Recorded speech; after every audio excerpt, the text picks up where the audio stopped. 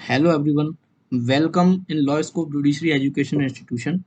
हमने एक series start की थी जिसमें हम इंडियन कॉन्स्टिट्यूशन के बहुत ही महत्वपूर्ण प्रिंसिपल के बारे में जानते हैं। इसमें से सीरीज का सेकंड प्रिंसिपल आज हम डिस्कस करने वाले हैं, जिसका नाम है डॉक्ट्राइन ऑफ सेवरेबिलिटी, यानी कि पृथक्करणीयता का सिद्धांत। इस सिद्धांत के माध्यम से हमें उस बात का भी जवाब मिलेगा जो कि आपने थंबनेल में पढ़ी होगी।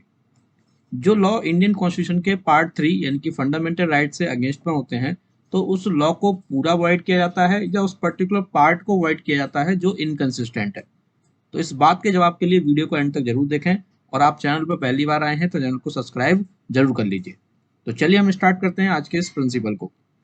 तो सबसे पहले बात करें इस प्रिंसिपल का ऑब्जेक्ट क्या है। इस प्रिंसिपल का ऑब्जेक्ट है कि संविधान के असंगत जो भी विधियां बनी हैं उसको ये पूर्णता वैध नहीं करता, ये सिर्फ उतने पार्ट को वैध करता है यानी कि वॉइड करता है जितना कि उससे इनकंसिस्टेंट है, ऐसा हमें लगता है। अब एक्चुअल में रूल क्या है। जब हमने इंडियन कॉन्स्टिट्यूशन बनाया उस समय जो लॉ चल रहे थे और उस लॉ को हमने जब वॉइड किया रूल ऑफ एक्लिप्स के माध्यम से, तो वो जो लॉ हुए वो कितने मात्रा तक वॉइड माने जाएंगे, इस बात को तय करने के लिए हमने डॉक्ट्राइन ऑफ सेवरेबिलिटी लेके आए। क्या होता है, जब हम कोई अधिनियम का पार्ट संविधान के पार्ट 3 से असंगत है तो प्रश्न ये उठता है कि पूरे अधिनियम को शून्य किया जाए या उसके किसी पार्ट विशेष को जो इनकंसिस्टेंट है उसको शून्य किया जाए। तो इस बात को तय करने के लिए माननीय सुप्रीम कोर्ट ने इस प्रिंसिपल को प्रतिपादित किया या इस प्रिंसिपल को लेके आए, जिसका नाम है डॉक्ट्राइन ऑफ सेवरेबिलिटी।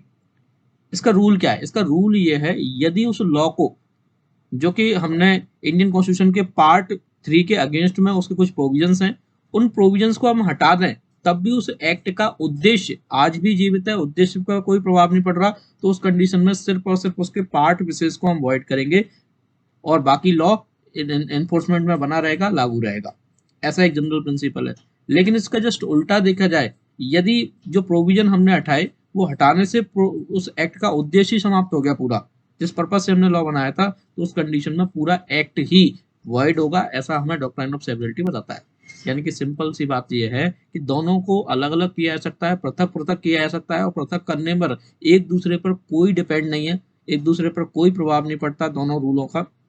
जो इनकंसिस्टेंट है उसको हटाने से और कंसिस्टेंट है उनको ना हटाने से, तो उस कंडीशन में एक्ट को लागू माना जाएगा, प्रोविजन हट जाएंगे, और यदि प्रभाव पड़ता है तो एक्ट पूरा समाप्त हो जाएगा। इसके संबंध में दो बहुत महत्वपूर्ण केस हैं जो बहुत ज्यादा एग्जाम में पूछे जाते हैं, और इसके माध्यम से हम समझने का प्रयास करते हैं कि इनमें क्या बोला गया।